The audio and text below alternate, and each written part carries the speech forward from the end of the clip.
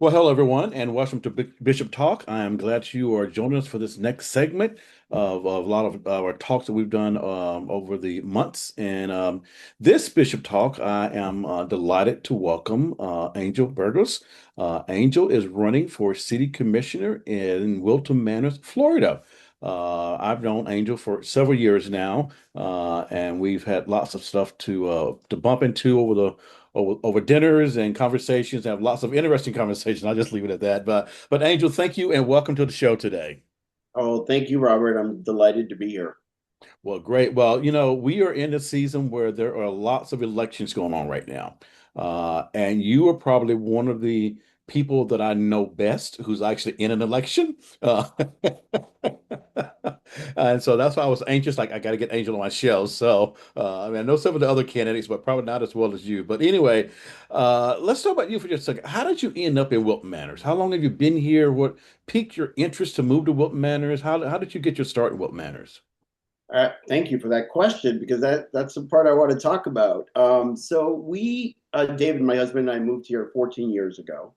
I had lived in the DC, Virginia area for about 16 years and worked at several universities in that area, Maryland, Hopkins, et cetera. And then the FIU, I work at FIU. I'm the executive director of the business school, and this opportunity came up. And it was the first time I was able to work for a predominantly Hispanic serving institution. Hmm. FIU is about 60%, 62% Hispanic American. I'm Hispanic American.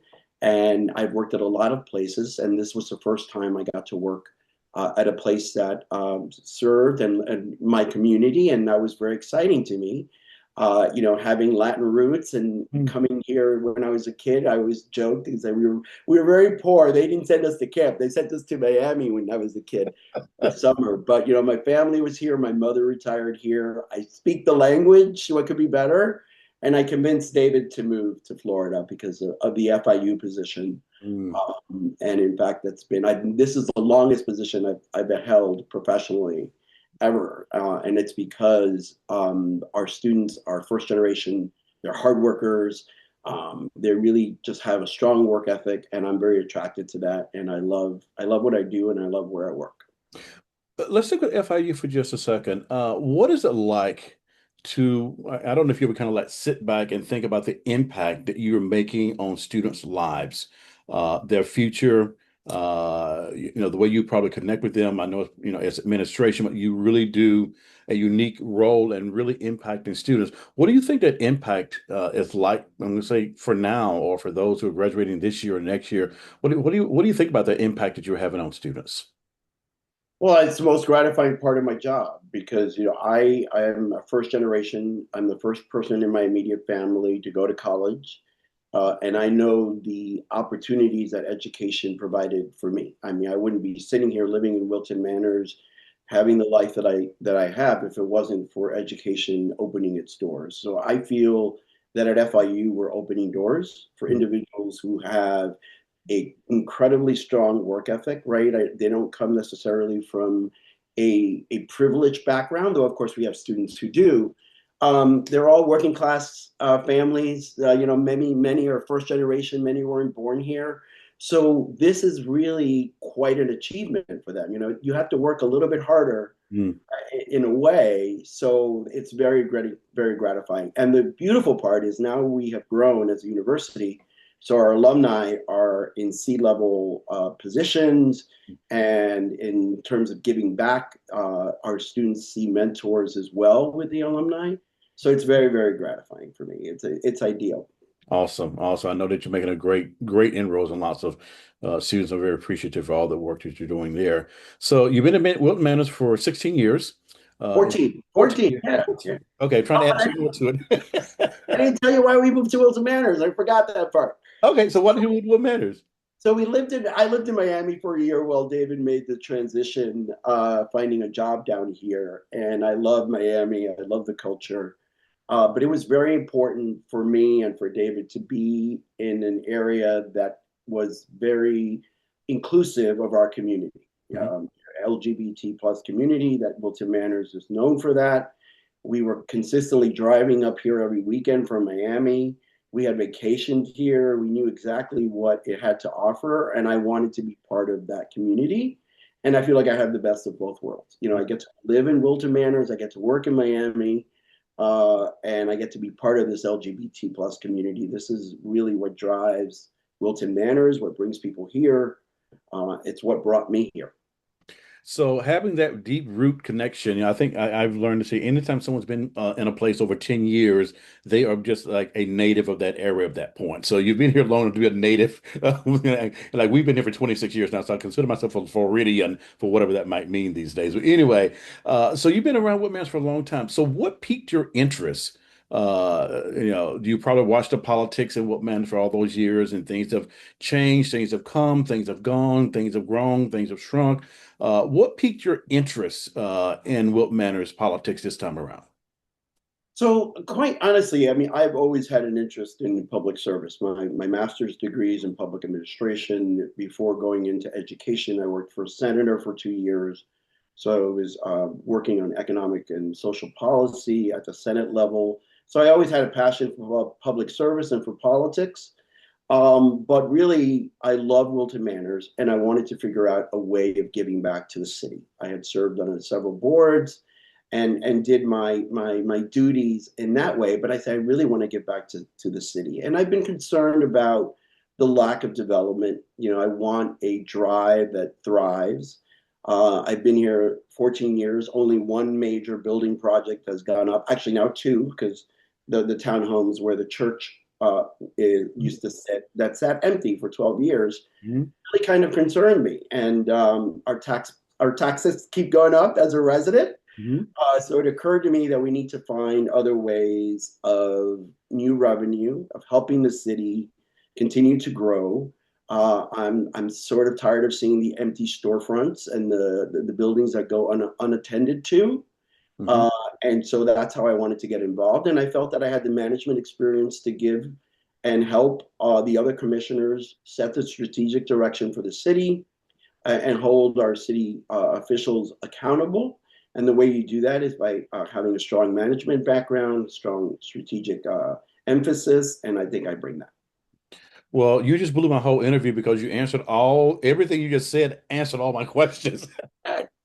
We're done. We're done. We're done. No.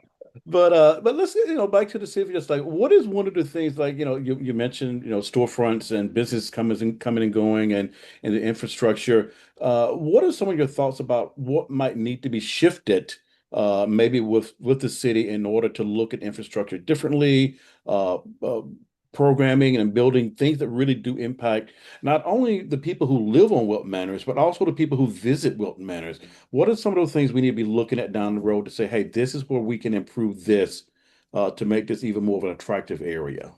I completely agree with you, Robert. Thank you for that because there are a lot of people who play in Wilton Manors. Mhm. And one of the things that I've been saying on my campaign front is whether you live in Wilton Manors or play in Wilton Manors, you have a vested interest in making sure that it continues to be the great city that it is. So one of my strong policy points is that we hire a development director Mm, that is specifically geared to not only helping small businesses actually turn into businesses, making that process faster. I've talked to a lot of small businesses that were concerned with the length of time it took to actually get their doors open. mm, mhm. Also, the development director would have connections and relationships with real estate developers. The reality is a lot of these conversations started, but they never seemed to really grow into a real building and never really developed. So I think we need a dedicated person who wakes up every morning and thinks, what am I going to do? What is my job today? What am I going to do to make Wilton Manors better and more exciting and even more livable than it is? And in order to do that, the city has a lot to do. Our city manager is very busy. She's running a large operation, managing lots of staff.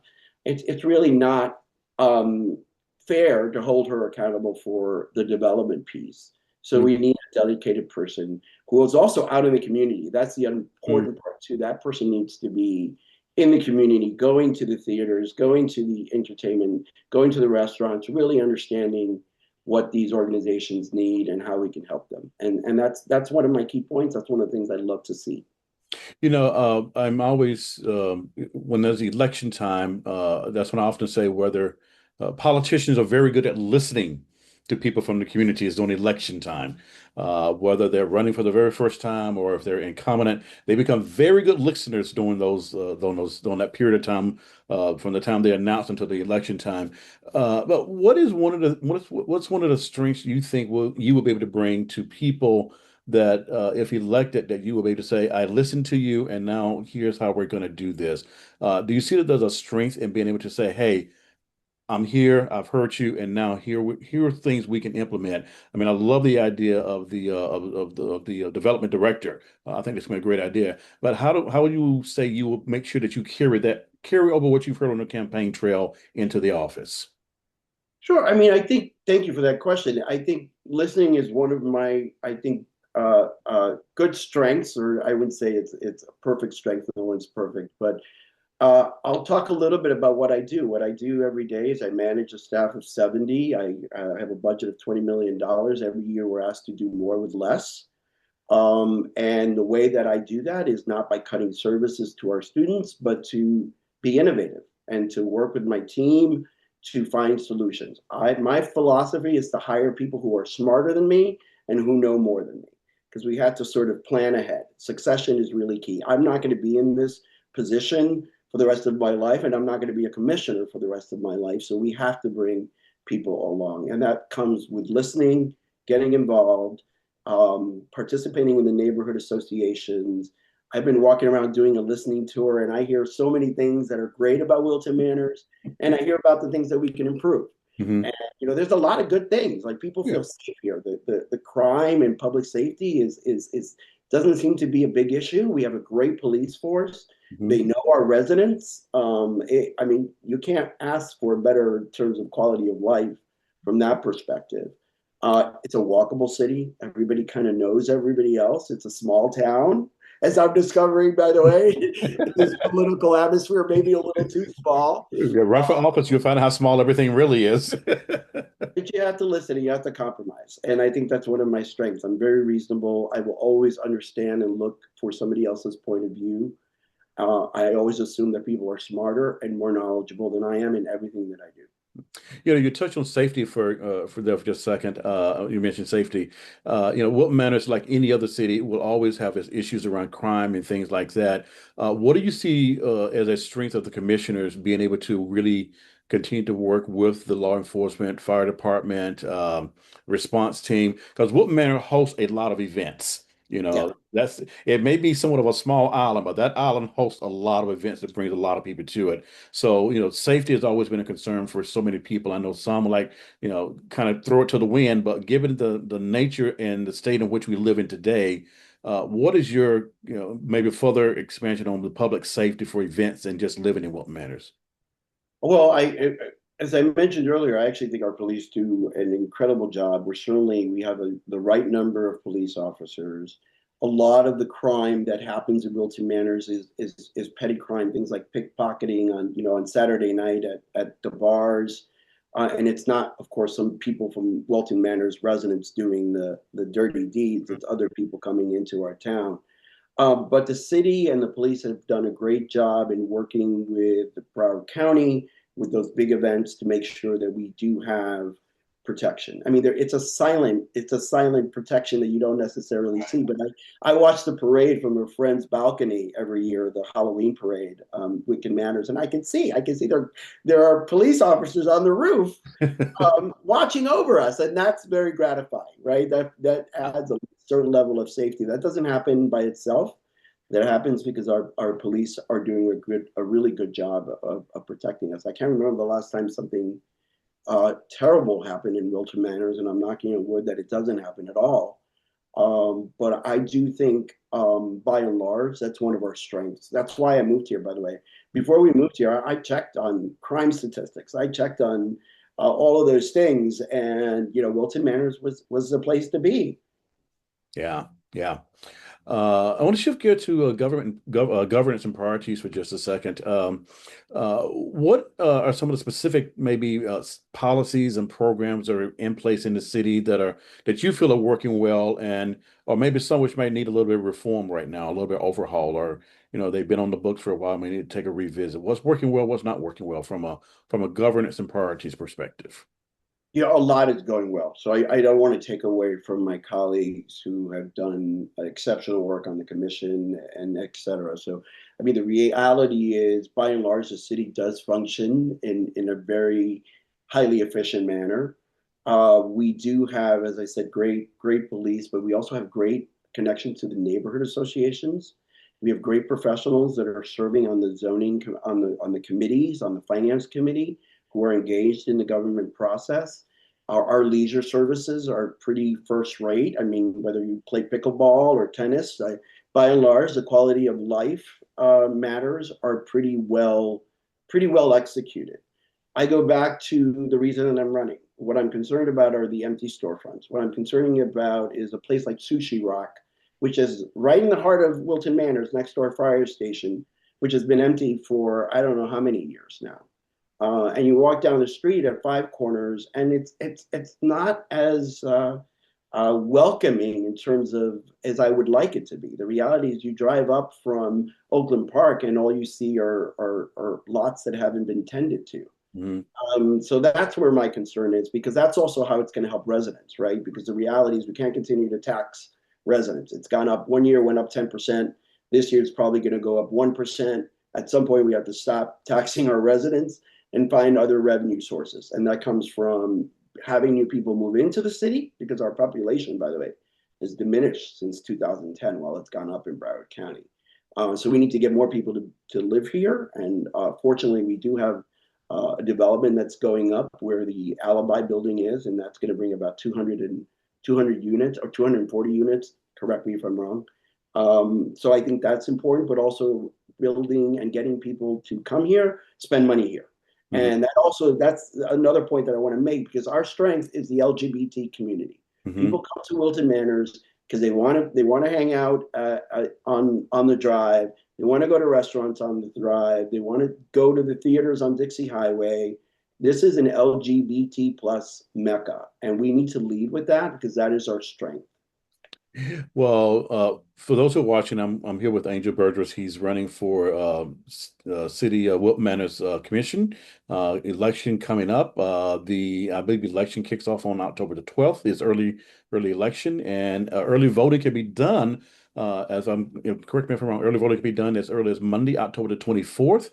And that runs through, I think, November the 6th, and it's going to be done at the Women's Club of Wilton Manors. And so you can get your early vote on there, but do check the dates just to make for sure when that all starts. I think it's October 18th, my friend. I could be Okay. wrong, but I think it's October 18th. It's on my website, Of course, it's on yours. It should have been but I think it's October 18th. 18th. Okay, early vote, and Early voting. so That's what's great about it. We can do early voting here. yeah, and that's also a great thing, and we know how voting. Uh, do you have any concerns about the voting process given our current administration at this point? I do not. Quite frankly, my That friend. thank you very much. I Okay. do not. There is nothing wrong with our process. It works beautifully. When I moved to Florida, I was kind of impressed with how early voting, how long we had here. We Yeah. didn't necessarily have that in Virginia. I think we only had a week. Yeah. So here we have a couple weeks. That's even better. The process works. Yeah. Trust it and embrace it. Well, I want to thank you for being with me today, Angel. And I want to wrap up with this one last question for you. And that last question is what is one commitment that you're willing to make to the voters who can and they can hold you accountable for that vote? Oh, so there's a couple. One is that I will listen to residents. I will represent the city. I will represent the residents of this community. What you see is what you get with me. I'm honest. I'm transparent. I'm a hard worker. That's what I will bring, and you can hold me accountable. I will show up to everything I do now. I will continue to do that. I will work around the clock for residents, and I will do all I can to make sure that we have a development director working in Wilton Manors, thinking about Wilton Manors, building Wilton Manors. And if people wanted to support your campaign, what is a website or Facebook or anything they can find you at? Well, okay, that's a great question. Thank you, my friend. Vote4angel.com. So Okay. it's vote, the number four, angel.com. Learn about me, about my background, about my dogs. Very important. Those are critical campaign deputies who are helping me win. And also, you can donate and get a lawn sign. Help me get out the vote. Excellent. Well, Angel, best of luck to you. Thank you so much for taking the time with me today. Is there anything you want to say before we sign off to the folks who are watching? No, only thank you. I'm so you're another treasure in this whole Fort Lauderdale community, and it's a pleasure to know you. And thank you for the work that you gentlemen are doing at Sunshine. All right. Thank you so much, Angel. And thanks everybody for watching. You can find us at sunshinecathedral.org on my website. And I will look forward to hearing more from Angel as we get down the road. Thanks again, Angel. Thanks, Robert.